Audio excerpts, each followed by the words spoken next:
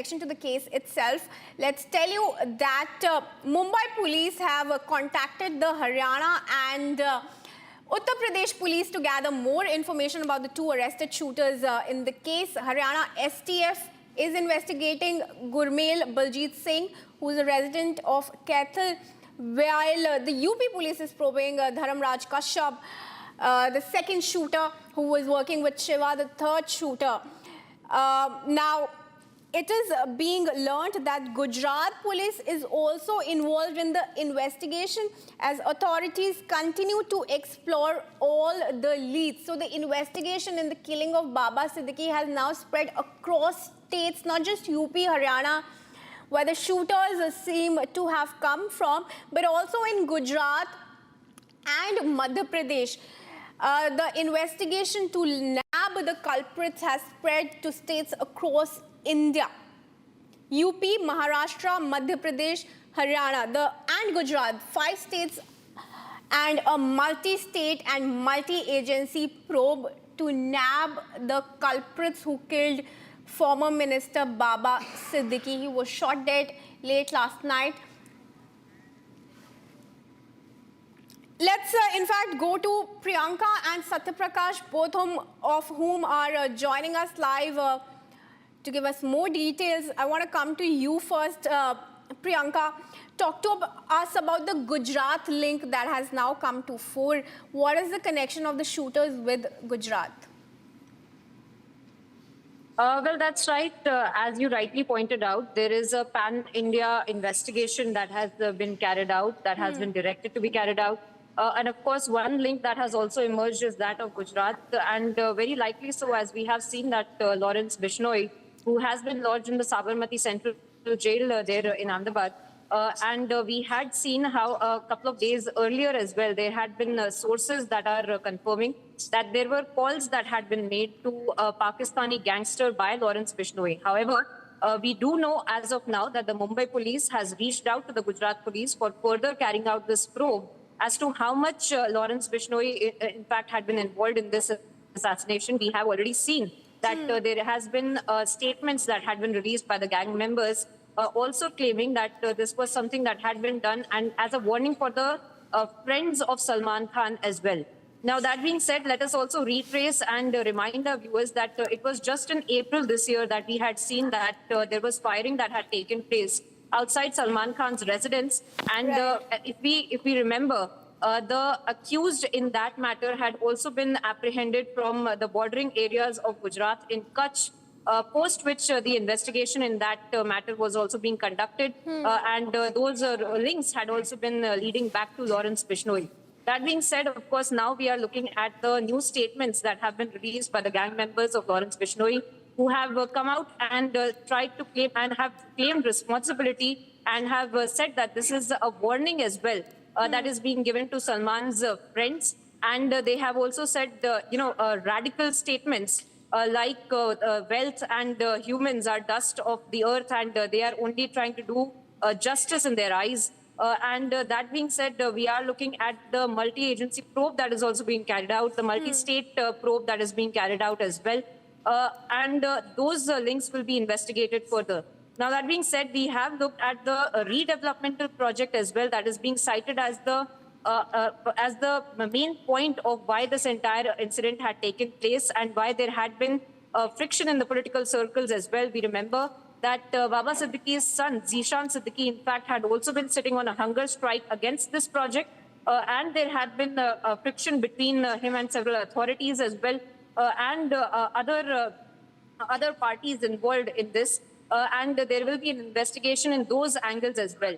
So, of course, a pan-India manhunt, a pan-India investigation to understand these links of how and why essentially this assassination had taken place, how Lawrence Bishnoi had been a part of it, and how essentially he sitting inside of the Sabarmati jail might have also played a part in this entire assassination, and how his gang members, in fact, have come out and claimed responsibility in this assassination. Not just that, they have also sent out a warning to Salman Khan, and this essentially helps us understand the link of the April shooting as well that had taken place, and the link of how those accused who had links to the Lawrence Bishnoi gang had also been apprehended from the bordering areas of Gujarat in Kutch once again.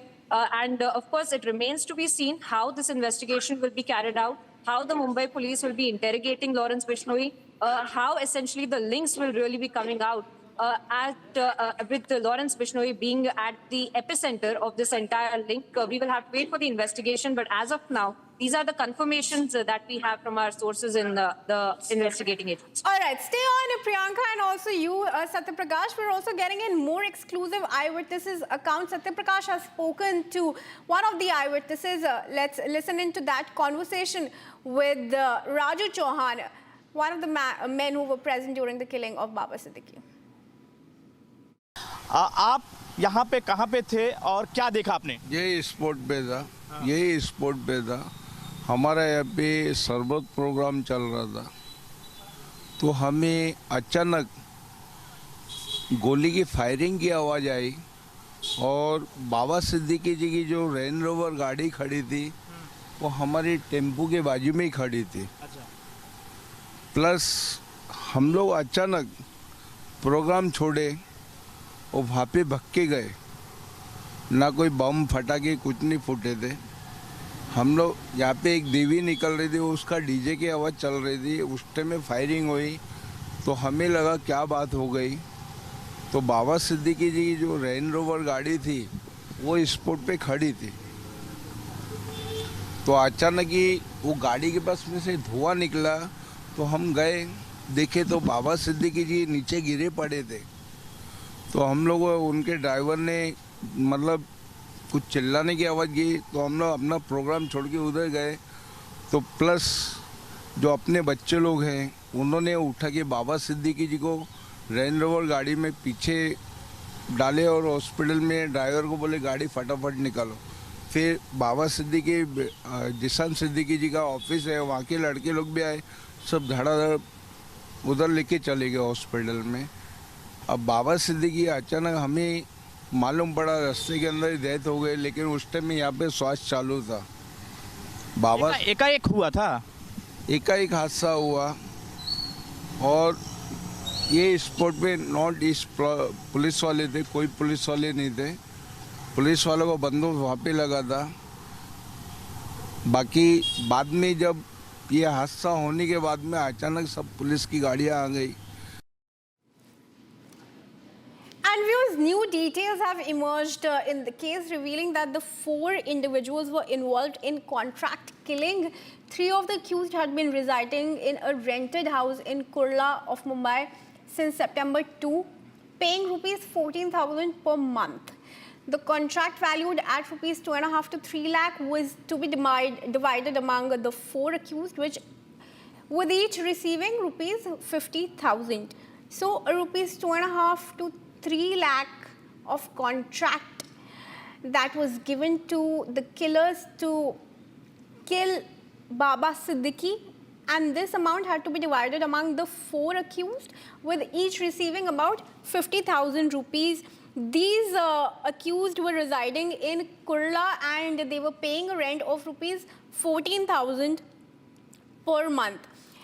I will go back to Satyaprakash to get us more details on this. Satyaprakash, Kurla के किस इलाके में ये रह रहे थे और कैसा वो घर था जहाँ ये रह रहे थे, उसके ओनर से क्या आप कांटेक्ट एस्टैब्लिश कर पाए हैं? क्या लैंडलॉर्ड ने कोई जानकारी दी है आपको इन किलर्स के बारे में?